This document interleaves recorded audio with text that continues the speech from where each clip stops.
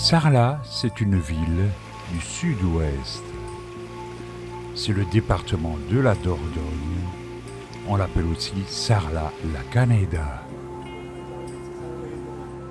C'est également la capitale du Périgord noir, tout près des Causses du Quercy. C'est une cité historique, on s'en serait douté, et un site touristique de premier ordre. L'ambiance y est effectivement très médiévale, avec ses fontaines anciennes et ses façades romantiques.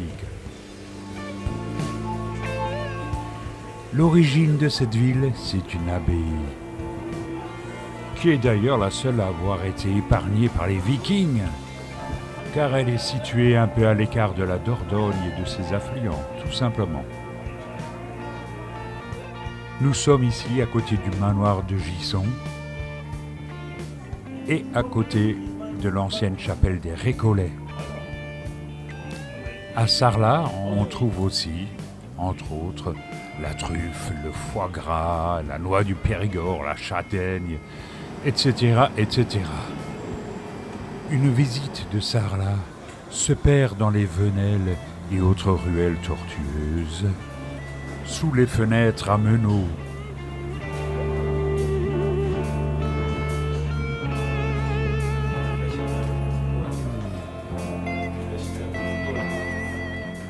Et il n'est pas rare de trouver des escaliers à hélice dans la plupart de ces immeubles.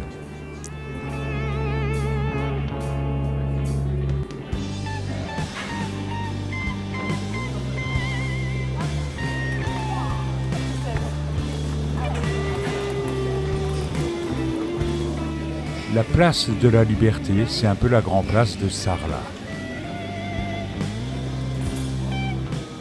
Et tout ça nous conduit naturellement vers la cathédrale Saint-Sacerdo. Elle possède un clocher roman du XIIe siècle. C'est en gros une cathédrale gothique, en face de laquelle on trouve la maison de la Boétie.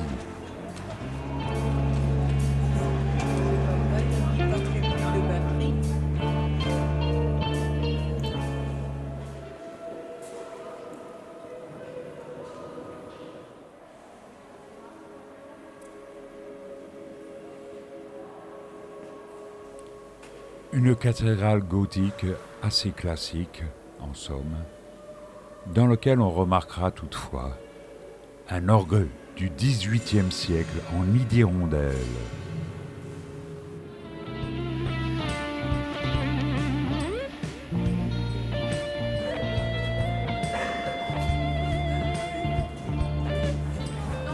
Derrière la cathédrale se trouve le cimetière Saint-Benoît et la lanterne des morts.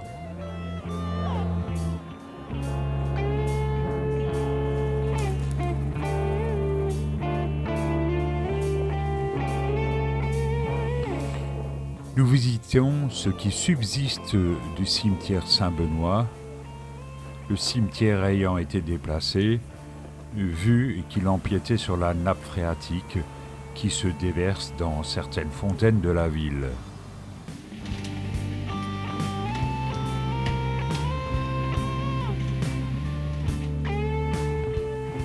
Comme on peut le constater, nous sommes derrière l'abside de la cathédrale.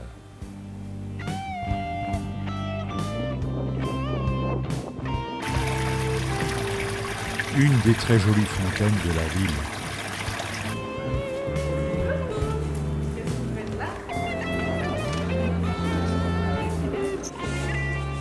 C'est également à Sarlat que fut appliquée en premier la loi d'André Malraux sur les monuments historiques.